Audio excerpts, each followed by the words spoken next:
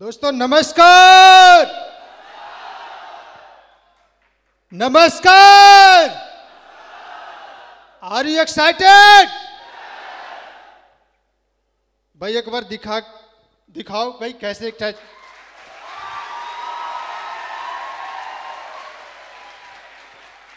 बस इतना ही एनर्जी है।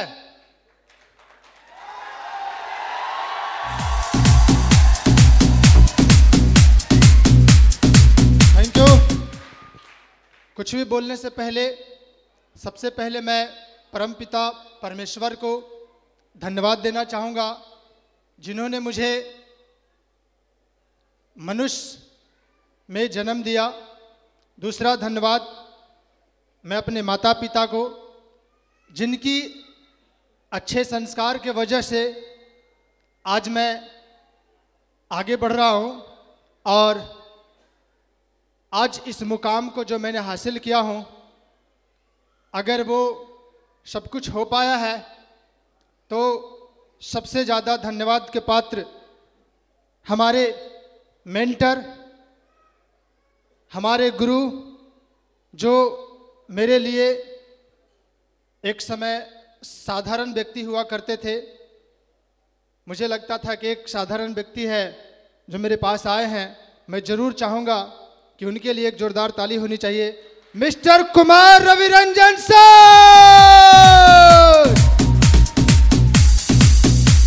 और दूसरे हमारे मेंटर, जो कि हर पल हर वक्त जब भी मैंने घबराया, जब भी परेशानी आया, तो कदम से कदम मिला करके आगे बढ़ने के लिए हिम्मत देते रहे, आगे बढ़ाते रहे। मैं जरूर चाहूंगा कि सर के लिए एक जबरदस्त ताली होनी चाहिए। Mister Vipin Kumar Jha sir.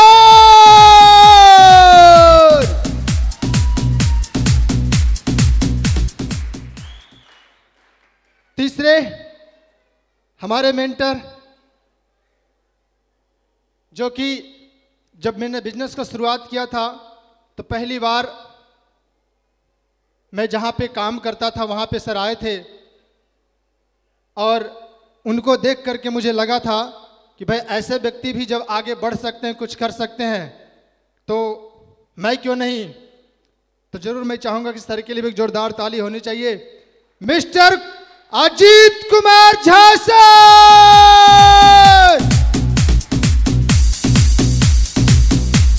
और आज मैं बता दूं कि जब बिजनेस को शुरुआत करते हैं तो लोगों का एक ड्रीम लेवल होता है पहला, जो उस समय लीडर्स क्लब कहा जाता था और अभी ब्रोंज के नाम से जाना जाता है। मैं बहुत सौभाग्यशाली हूँ, लक्की हूँ कि ऐसे महान शख्सियत के द्वारा वो रिकॉग्निशन लेने का मौका मिला, जिनको देखने के बाद मुझे लगा था यार कुछ भी हो जाए, जब सर डायमंड बन सकते हैं तो मैं क्यों नहीं। तो आज हमारे बीच सर भी उपस्थित है, जो कि वो मुझे सम्मान दरभंगा में मिला था। मैं जरूर चाहूँगा कि एक जोरदार ताली सर के लिए भी होनी चाहिए। मिस्टर अजय पंडित सर।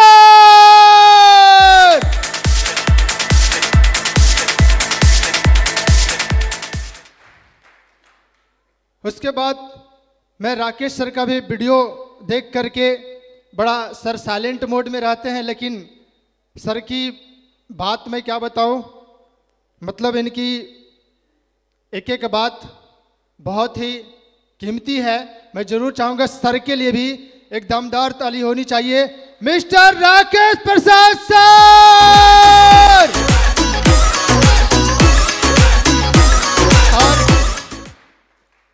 जिस जगह पे मैं काम करता था, साथ में मिल करके आगे बढ़ने का मौका मिला था। शुरुआत में साथ चल रहे थे। मैं जरूर चाहूँगा जहाँ पे एक साथ मिल करके काम किया करते थे, जो कि हिम्मत दिया करते थे, मिस्टर मुरारी कुमार ठाकुर सर। और जब मैं पहली बार दिशा ट्रेनिंग गया था तो आज हम सभी के मेंटर, हम सभी के गुरु, जिनकी बातों को सुनने के बाद लगा था कि वाकई में 4 दिन का जो मैंने सेशन लिया था, तो उसी वक्त मैंने ठाना था कि कुछ भी हो जाए, ये 4 दिन सेशन के बाद मुझे पता चला था कि इंसान क्या होता है, और वो सीखने का मौका जो मिला था, हम सभी के गुरु, हम सभी के मेंटर मिस्टर सत्येंद्र प्रसाद सर, एक जोरदार ताली सर के लिए। और आज जिस मंच पे मैं खड़ा हूं, यहां पे मैं संतोष अग्रवाल सर का डायमंडशिप देखने आया था। तब लास्ट में हम सभी के महागुरु, हम सभी के मार्गदर्शन, हम सभी के दिलों पे राज करने वाले महान शख्सियत, जिनकी स्पीच मैंने लास्ट में सुना था, और लगभग 2-4 रो पीछे मैं इस तरफ बैठा हुआ था, और उसी समय मैंने मुट्ठी बांधा था। सर ने बताया था कि जो हॉल से बाहर गया वो घूमने के लिए आया था, और जो हॉल में भी बैठा है वो कंफर्म डायमंड होगा। और ये बात मैंने सुना था और मुट्ठी बांधा था कि कुछ भी हो जाए, मरने से पहले एक बार तो इस स्टेज पे सम्मानित जरूर होगा। और वो शख्सियत आज हम सभी के बीच उपस्थित हैं। मैं जरूर चाहूंगा कि अपने अपने स्थान पे एक बार खड़े होकर के हल्ला सीटी के साथ, जिनकी बातों को सुनने के बाद मैं यहां तक आज पहुंचा हूं, मिस्टर माधव कुमार सर।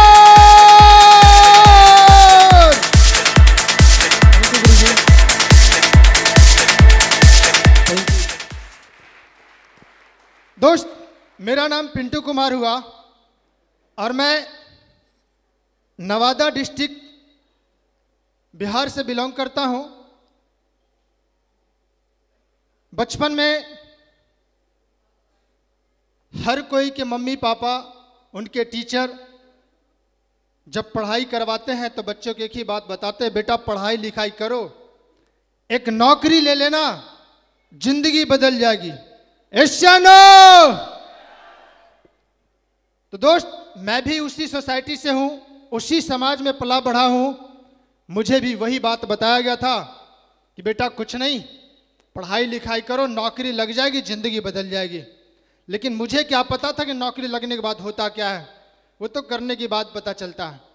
मैं जॉब की तैयारी कर रहा था। 2006 में मुझे सीआरपीएफ का जॉब लगा था, लेकिन मैंने नहीं किया। उसके बाद रेलवे ग्रुप डी में हुआ, मैंने उसे भी छोड़ दिया। उसके बाद रेलवे ड्राइवर हुआ, मैंने उसे भी छोड़ दिया।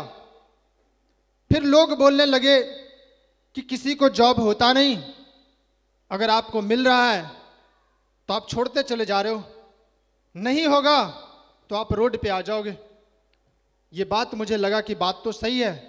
लोग का जब एज एक्सपायर करता है तो लोग फिर से मैट्रिक का एग्जाम देते हैं, फिर से उसकी तैयारी करते हैं, कहीं ये हालत मेरा भी ना हो जाए। तो फिर मुझे मौका मिलता है 3/9/2011 को बिहार मिलिट्री पुलिस ज्वाइन करने को, जिसको मैंने ज्वाइन कर लिया। और ज्वाइन करने के बाद लगा कि अब मेरी जिंदगी बदल गया। लेकिन असली कहानी तो जॉब करने के बाद पता चलता है। जब वहां से सैलरी स्टार्ट हुआ तब जाकर के मुझे पता चला, जो मैंने बचपन में सपना देखा था, क्योंकि मैं जब स्कूल जाता था तो लोगों को देखता था, कोई बाइक से चल रहे हैं, कोई कार से चल रहे हैं, कोई बड़े बड़े बंगला मकान में रह रहे हैं, तो मुझे लगता था ये सब सारे लोग जॉब वाले होंगे। लेकिन जब जॉब कर लिया, जब वहां से सैलरी स्टार्ट हुआ, तब जाकर के पता चला कि मेरे पास ये सब संभव नहीं है। यहां से भी मेरी जिंदगी कंप्रोमाइज का ही चल सकता है, यहां से बहुत बड़ा कुछ होने वाला नहीं है। 4-5 साल जॉब का हो चुका था। मन में हमेशा एक विचार आता था कि मुझे कुछ और करना है, मुझे कुछ और करना है। लेकिन कुछ और करने के लिए इंसान के पास टाइम और मनी चाहिए। यस या नो? लेकिन मैं एक सिपाही था, मेरे पास दोनों नहीं था। क्योंकि सिपाही का जो ड्यूटी होता है 24 आवर के लिए, यस या नो? और सैलरी उसी हिसाब से मिलता है जिससे आप कंप्रोमाइज की जिंदगी जी सकते हैं। तो मैं कुछ कर भी नहीं सकता था, लेकिन मन में हमेशा होता था कि मुझे कुछ करना है, मुझे आगे बढ़ना है। क्योंकि मैंने देखा है अपनी फैमिली को गरीबी में जीते हुए। जब मैं स्कूल में पढ़ाई करता था तो मैं जंगल से लकड़ी भी काट करके लाया करता था। जब 9th में मैं जब पढ़ता था तो उस समय जंगल से लकड़ी काट करके मैं लाया करता था।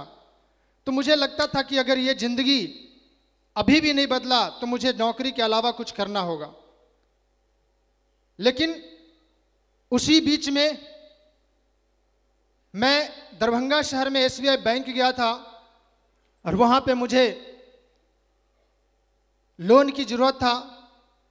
मुझे लगा था कि मेरे मार्केट में एक ज़मीन था, दुकान वगैरह बनवा करके अगर वहाँ से किराए पे लगा देंगे तो कुछ किराया आ जाएगा प्लस सैलरी हो जाएगा।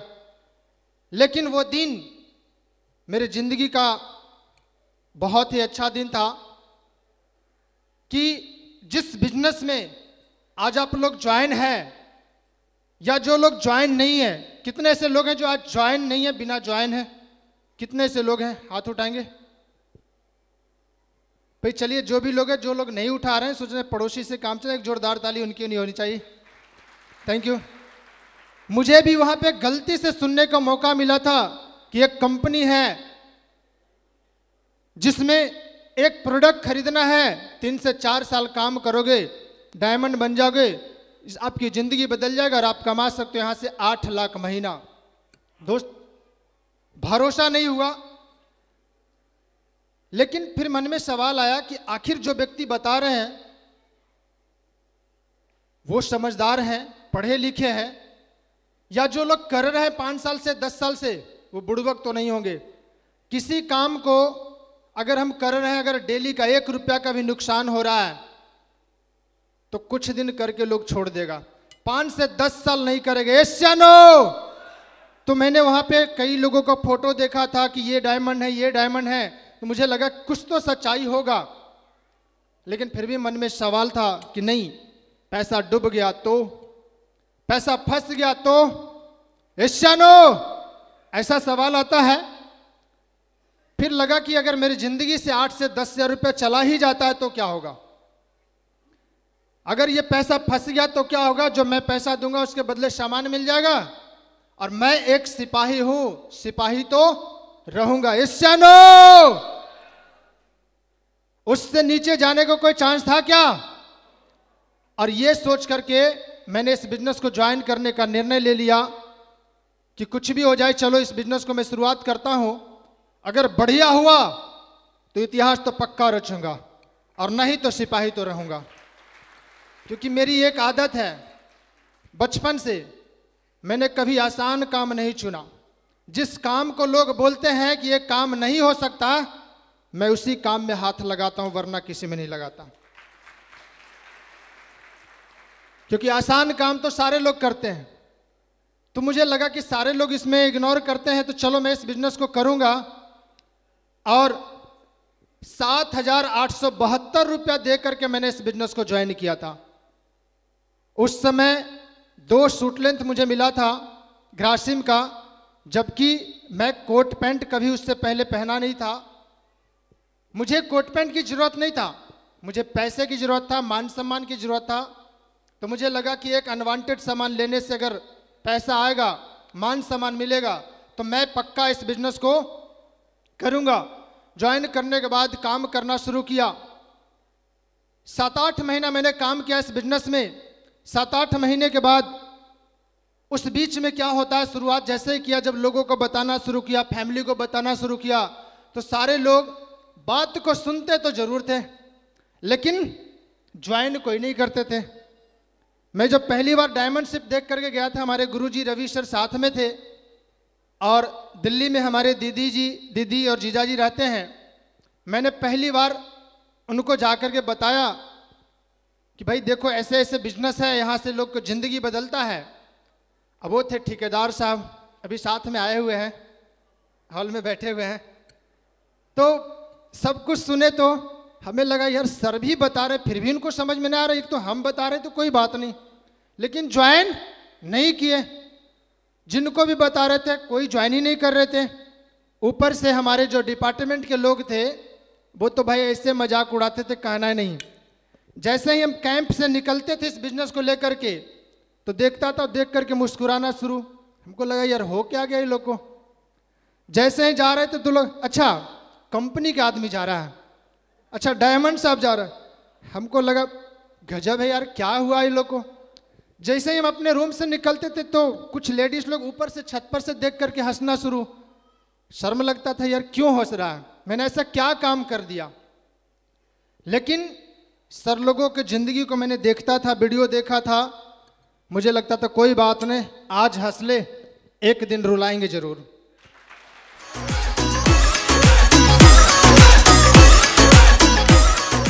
क्योंकि मैं जिद्दी इंसान हूं, मैं रुका नहीं।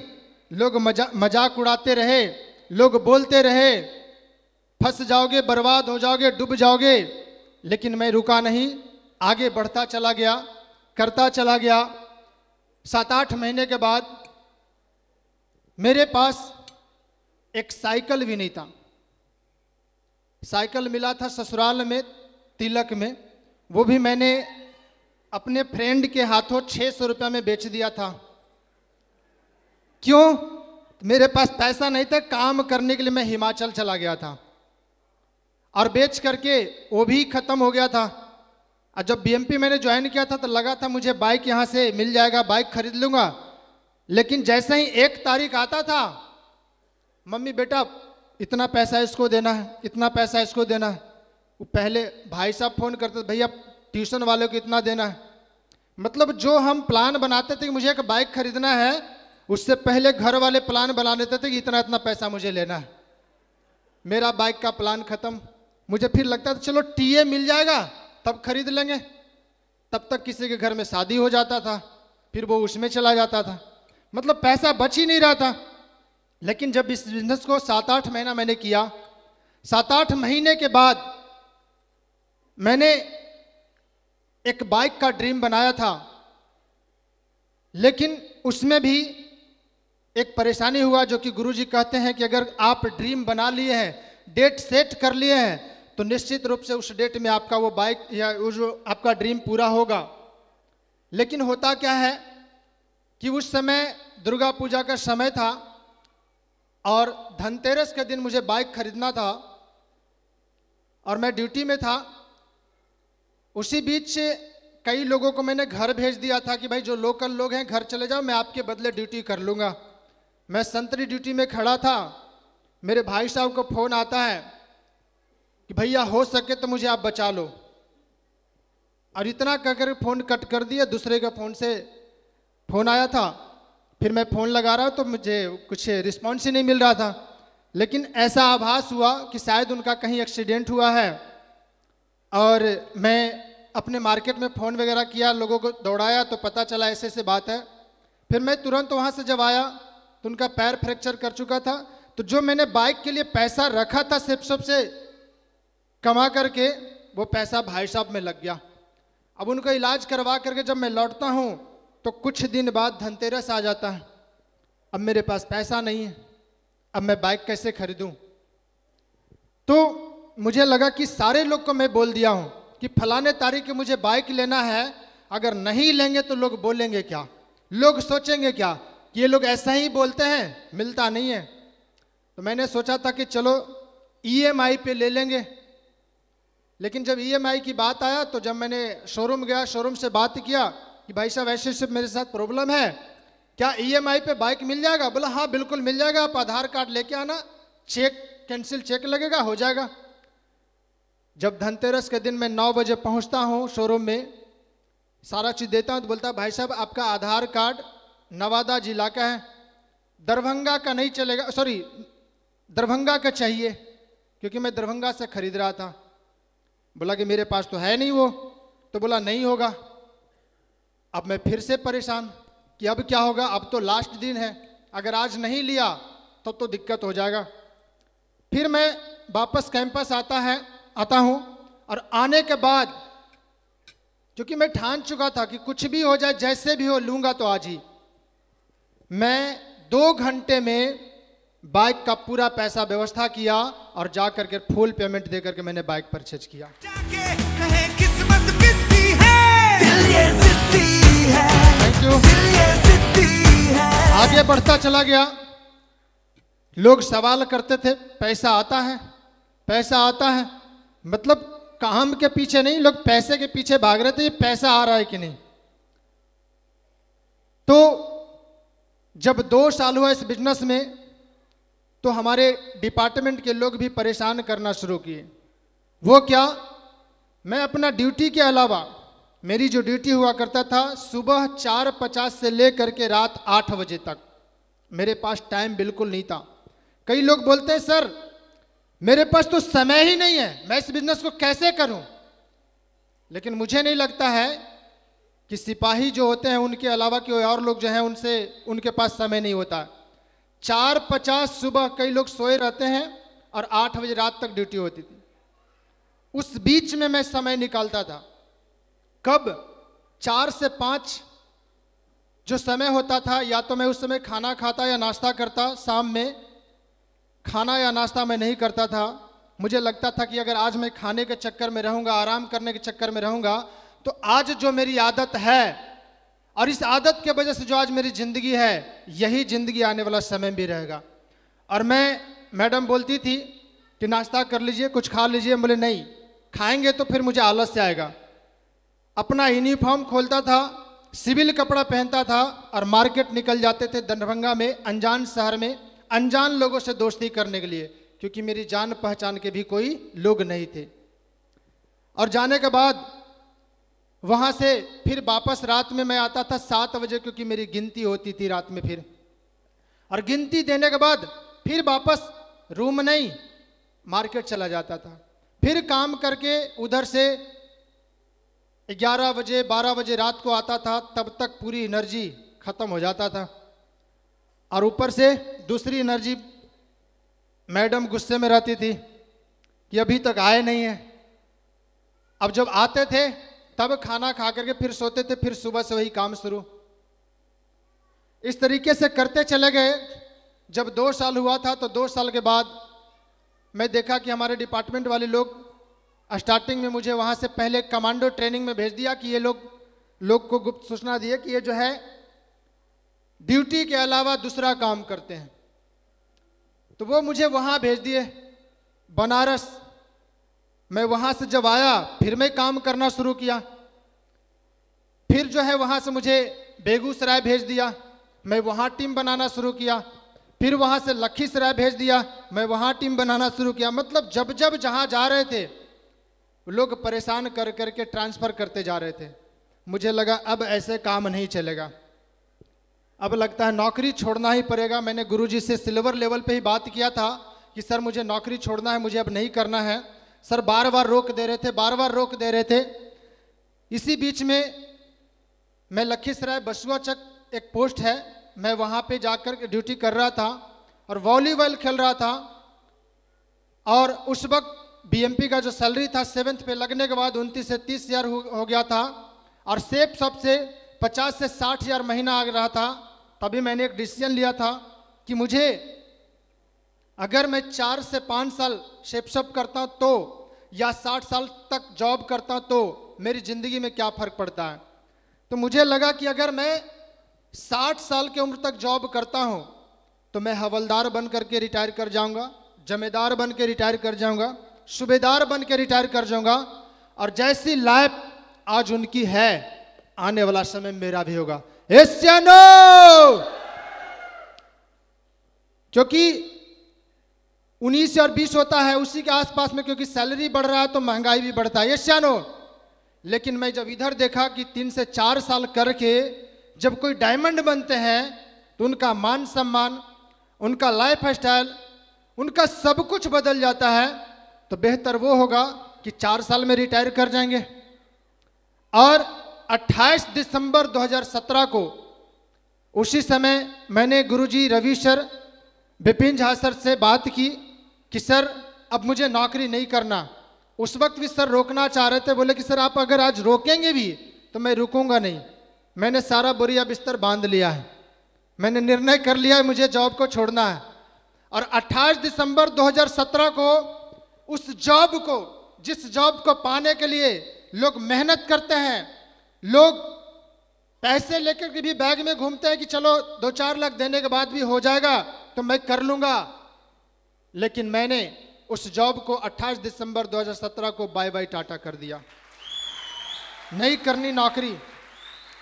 जब मैं नौकरी छोड़ करके आया तो हमारे रिश्तेदार, पड़ोसी सब लोग समझाना शुरू किए, पागल हो गए हो, बहुत सारे लोग कंपनी में काम किया है, सब लोग बर्बाद हो जाते हैं, फंस जाते हैं, ये सब कुछ चलता नहीं है। मेरे मम्मी पापा को जाकर के लोग समझाते थे, मजाक उड़ाते थे। मम्मी बोलती थी बेटा लोग ऐसे बोल रहे, कोई बात नहीं, आज हंस लेने दो, एक दिन तुम हंसोगे और उसका चेहरा झुका रहेगा। और नौकरी छोड़ने के बाद काम करना शुरू किया, आगे बढ़ता चला गया। जहां मैंने कभी सपना भी नहीं सोचा था कि मेरे पास भी चढ़ने के लिए कार होगा, मैं भी कभी कार से चल पाऊंगा। क्योंकि गुरुजी हमारे रवि सर जब भी हमारे कैंप में आते थे तो जब ये कार से आते थे तो मैं इनके कार को घूम करके देखता था कि सर ये कार क्या मेरे पास भी आ जाएगा? बोलते अरे बिल्कुल आएगा, बढ़िया वाला आएगा। हम बोले सर नहीं, ये तो संभव ही नहीं है, ये इतना महंगा कार संभव ही नहीं है। लेकिन मुझे भी यकीन नहीं था कि मेरे पास भी कार होगा। इसी बिजनेस के माध्यम से 14 मई 2018 को Hyundai की टॉप मॉडल i20 एक्टिव जो मैंने कार लिया, तो मुझे बिलीव ही नहीं हो रहा था कि मैं भी, ये मेरा कार है। आज मैं उस कार से चलता हूं।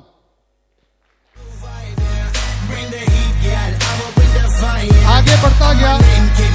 Thank you. उसी बीच में मैंने अपने, कई लोग अपने बच्चों को मना करते हैं, अपने भाई को मना करते हैं कि देखो पढ़ाई करो। ये लोग बिजनेस वो करते हैं जो लोग नौकरी वगैरह नहीं कर पाते हैं, जिनको कुछ नहीं होता ना, वो करते हैं। लेकिन आज एक मैसेज जरूर मैं देना चाहूँगा कि अभी सिंटू जी का भी स्पीच आप लोग सुने होंगे। वो पढ़ाई कर रहे थे, बीएससी पार्ट 1 में थे, तो मुझे इस बिजनेस पे भरोसा हो चुका था कि यहाँ से ज़िंदगी बदलती है।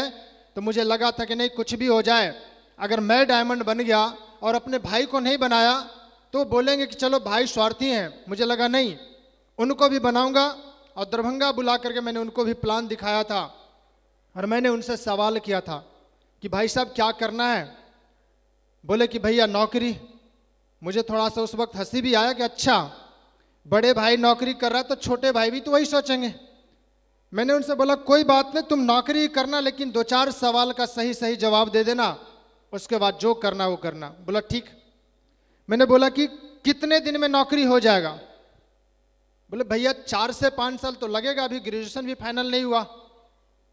बोले ठीक है। हम बोले कि चलो 4 से 5 साल नहीं, मान लेते तुम्हें 4 साल में जॉब लग जाती है। यहां भी 4 साल का कैरियर है, मेहनत वहां भी करना, मेहनत यहां भी करना, यस या नो?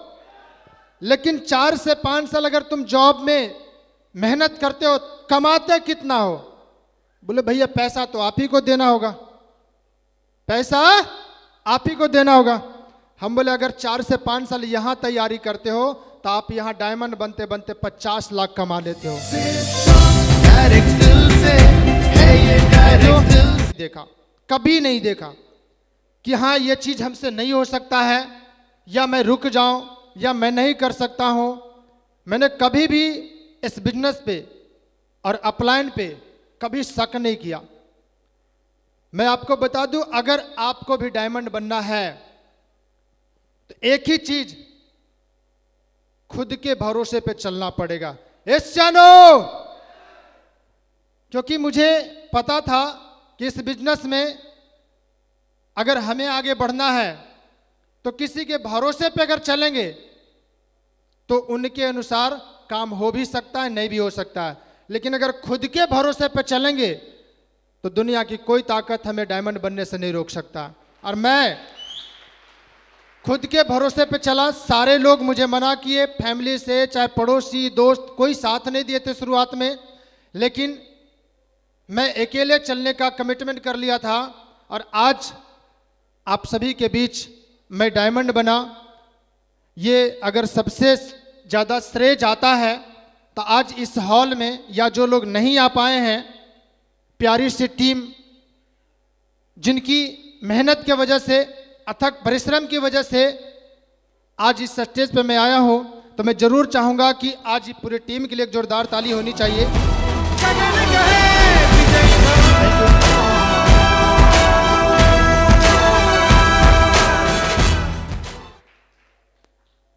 तो लोग बहुत कुछ होता है, वो मूर्ति पत्थर का ही होता है, एशियानो, लेकिन वो पत्थर उससे पहले खुद को कट करता है, खुद को परेशानी में जो होता है उसको झेलता है, झेलने के बाद उसकी पूजा होता है, एशियानो। तो क्या लगता है कि जब मैं इस बिजनेस को शुरुआत किया होऊंगा तो उस वक्त मुझे लोग सम्मान करते होंगे, मुझे लोग रिस्पेक्ट देते होंगे, जिनके पास जाते होंगे ज्वाइन कर जाते होंगे? बिल्कुल नहीं। मेरे साथ भी वही परेशानी आता था जो आज आपके साथ आ रहा होगा, लेकिन बस मैंने ठान लिया था कि कुछ भी हो जाए मैं पीछे मुड़ के नहीं देखूंगा, तो एक दिन उस स्टेज पे पहुंचूंगा जरूर। अगर रुक गया, पीछे मुड़ गया, तो शायद जितना सफर मुझे इतना दूर आने में लगा है, वापस जाने में भी उतना ही समय लगेगा। तो मैंने रुका नहीं, आगे बढ़ता चला गया, काम करता चला गया। और एक मैसेज अक्सर मैं लोगों को देता हूं, हमेशा बताता हूं कि लोग कई बोलते हैं मैं नेगेटिव हो गया, फलाने व्यक्ति नेगेटिव हो गए, 2 महीने काम किए, 6 महीने काम किए, 8 महीने काम किए और बोलते हैं नेगेटिव हो गए, बिजनेस को छोड़ जाते हैं। लेकिन शुरू से लेकर के अभी तक मैंने कभी नेगेटिव हुआ नहीं, और मैंने कभी ये सोचा नहीं कि मुझसे ये बिजनेस नहीं हो सकता है। क्योंकि एक मैसेज मैं जरूर बताता हूं कि दुनिया में कोई ऐसा मच्छर नहीं बना है जो मुझे काट ले और मलेरिया हो जाए, हो ही नहीं सकता है। दुनिया में कोई ऐसा व्यक्ति पैदा नहीं हुआ जो मुझे नेगेटिव कर दे, मैं नेगेटिव हो जाऊंगा, कभी नहीं हो सकता है।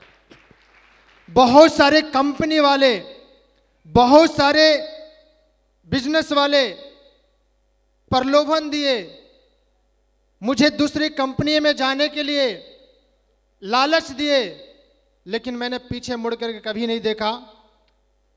वो लोग बहुत प्रयास किए, लेकिन उसके बावजूद भी मैं काम करता चला गया कि नहीं, अगर मुझे पानी चाहिए तो हर जगह, हर पृथ्वी के पास, पृथ्वी के नीचे पानी है, बस अंतर इतना ही होता है, थोड़ा बहुत परत कहीं मोटा कहीं पतला होता है, लेकिन पानी निकलेगा अगर एक जगह हम गड्ढा खोदेंगे तो। एशियानो। लेकिन कई लोग क्या करते हैं कि अच्छा कुछ दिन यहां कर लेते हैं, कुछ दिन वहां कर लेते हैं, यानी 10 जगह 10-10 फीट जो है गड्ढा खते, पानी कहीं नहीं निकला। अगर वही एक जगह गड्ढा खत्ते रहे, हो सकता है 10 फीट में नहीं निकला, हो सकता है 20 फीट में नहीं निकला, 30 फीट में नहीं निकला, 40 में नहीं निकला, लेकिन 100 पे जाएंगे तो इस बात की गारंटी है पानी निकलेगा। यस या नो? अगर हमें डायमंड बनना है तो एक जगह टिकना पड़ेगा, एक जगह लगना पड़ेगा, समर्पित होना पड़ेगा। यस या नो? क्योंकि एक समय की बात है, चंद्रगुप्त मौर्य एक सपना देखे थे, ड्रीम था उनका कि मुझे भारत का सम्राट बनना है। यस या नो? आप सभी का भी सपना होगा क्या? डायमंड बनना पक्का? उनका भी सपना था, लेकिन उसी बीच उनको दुर्धरा, धनानंद की पुत्री दुर्धरा से प्यार हो जाता है। तो उनके भी एक गुरु थे, चाणक्य। चाणक्य को जब ये बात पता चला तो चंद्रगुप्त मौर्य को बोले कि चंद्रगुप्त मौर्य, अगर आपको भारत का सम्राट बनना है तो इन सारी चीजों को त्याग करना पड़ेगा। चंद्रगुप्त मौर्य ने मुस्कुरा करके जवाब दिए कि आचार्य जी, अगर भारत का सम्राट बनने के लिए इतना त्याग, इतना बलिदान नहीं देना पड़ता तो क्या होता? बोले तब तो फिर हर व्यक्ति भारत का सम्राट होते। एशियानो,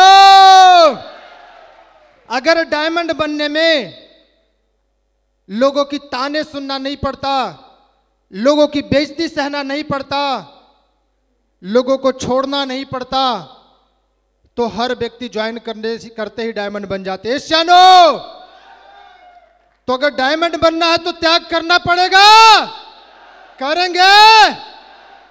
विश्वास करें दोस्तों, इन 4 सालों में शादी, छठी या कोई भी सेलिब्रेशन होता था, जब मेरे पास इनविटेशन पहुंचता था, मैं बोलता जरूर था कि ठीक है मैं आऊंगा, लेकिन मैं पहुंचता नहीं था।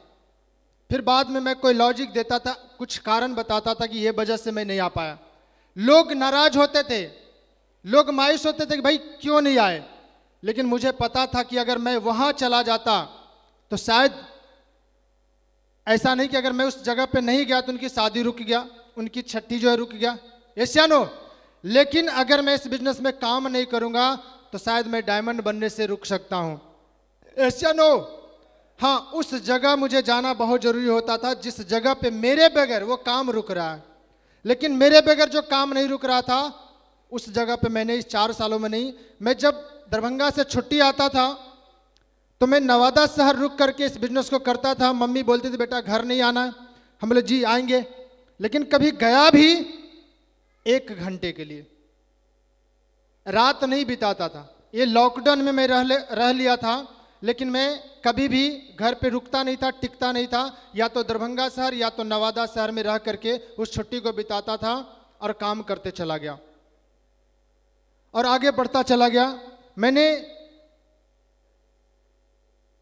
कोई भी फंक्शन या पार्टी में जब भी कोई बात आती थी कि नहीं जाना है, तो या तो मम्मी पापा को भेज देते थे या तो मैडम को भेज देते थे, लेकिन मैं वहाँ पे शामिल नहीं होता था, क्योंकि मुझे लगता अगर मैं वहाँ गया तो जो मैं टीम को बताता हूँ कि अगर इन सारी चीज़ों को त्याग करेंगे तो आप डायमंड बन जाएंगे, और मैं करूँगा तो वो भी पीछे पीछे करेंगे।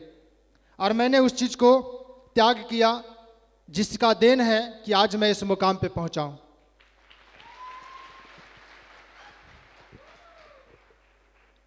तो चलिए दोस्तों, आज मैं क्या बताऊं, आज तो गुरुजी से मुझे भी कुछ सीखने की बारी है।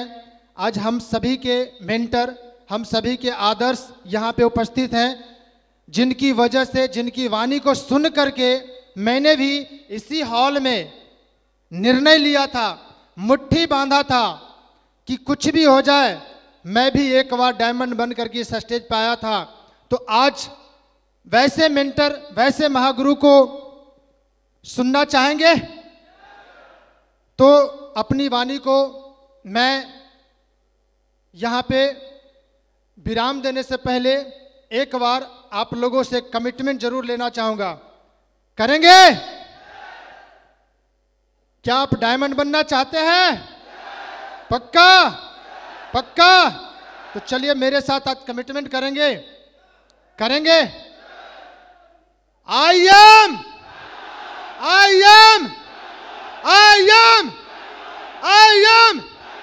हम नहीं रुकेंगे, हम नहीं रुकेंगे। And go success.